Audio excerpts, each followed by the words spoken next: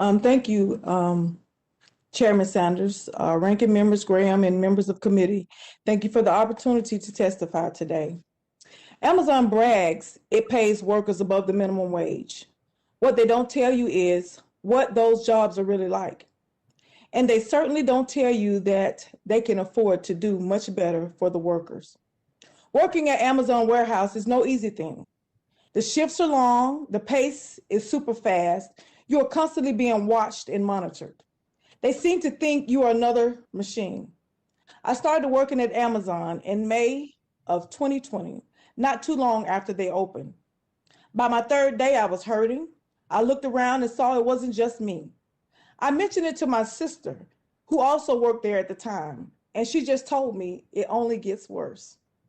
At Amazon, you are on your feet, walking all the time and climbing stairs to get to your station and move products.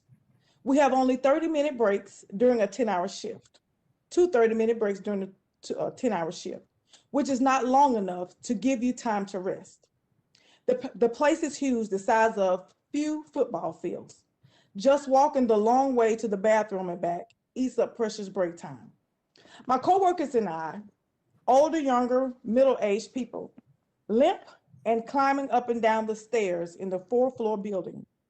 When I first came to Amazon to work, I noticed there was one elevator for human use. When I tried to use it, a coworker stopped me and told me that we were not allowed to use it.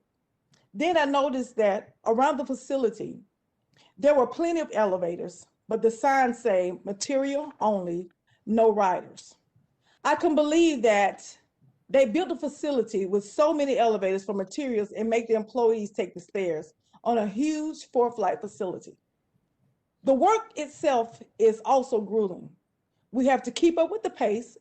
My workday feels like a 9-hour intense workout every day, and they track our every move. If your computer isn't scanning, you get charged with being time off task. From the onset, I learned that if I worked too slow or had too much time off task, I could be disciplined or even fired. Like a lot of workers, it was too much for my sister and she ended up quitting. I thought there should be another way. I mean, why can't a large and wealthy company do better for their workers? Amazon has made tons of money during the pandemic. Jeff Bezos is the richest man in the world, and now he's even richer than to us workers. Yet they expect us not to expect anything we didn't already have before we started working there. Like we do not deserve better. Amazon's going to poor communities, claiming that they want to help the economic growth. That should mean paying its employees a living wage and benefits that truly match the cost of living. And ensure workers work in safe and healthy conditions because we are not robots designed to only live to work. We work to live. We deserve to live, laugh, and love and have a full, fulfilling life. We, the workers, deserve to be treated with dignity and respect and deserve to be given the same commitment that we give to the job every day we go in. We give 100% at work, but it feels like we're being given back only 30%. We're committed to make sure the customers get a nice package, the whole product in a couple of days, but who is looking out for us? We, the workers, made the billions for Amazon. I often say we're the billionaires, we just don't get to spend any of it. We first started to talk about unionizing one day during a break. One guy said they wouldn't be doing these things to us if we had a union. People were upset about the breaks being too short and not have enough time to rest, about being humiliated by having to go through random security checks, going to our breaks to make sure we're not stealing merchandise and then not even giving us the time back that for our breaks.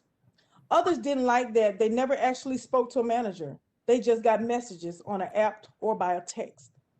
It's also so impersonal and at times just plain weird. And then there's the issue of job security. People are concerned about people getting fired for no real reason and not being given the opportunity to speak to anybody at Amazon about it. They deny us good working condition and claim we should be happy with what we have. and then go around spending millions to tell us we don't need a union. As soon as Amazon found out about the union, they started going hard trying to stop the union drive. We were forced into what they call union education meetings. We had no choice but to attend them, not given an opportunity to decline. They would last for as much as an hour, and we'd have to go sometimes several times a week. The company would just hammer on different reasons why the union was bad for us, and we had to listen. If someone spoke up and disagreed with what the company was saying, they would just shut the meeting down and told people to go back to work, then follow up with us on one-on-one meetings on the floor. A lot of what was said in those meetings was untrue, like telling people they'd lose their benefits if they joined the union. It was upsetting to see some of the younger people who were really on board with the union get confused by what was being said in the meetings. All around the plant, Amazon had put up anti-union signs and messages. They sent messages to workers' phones. They even had signs posted in the bathroom stalls.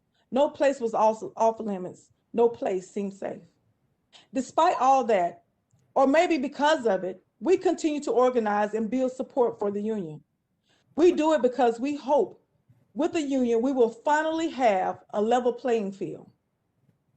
We hope we will be able to talk to someone at HR without being dismissed. We hope that we will be able to rest more, that there will be change in the facility to make some of the stress off our bodies.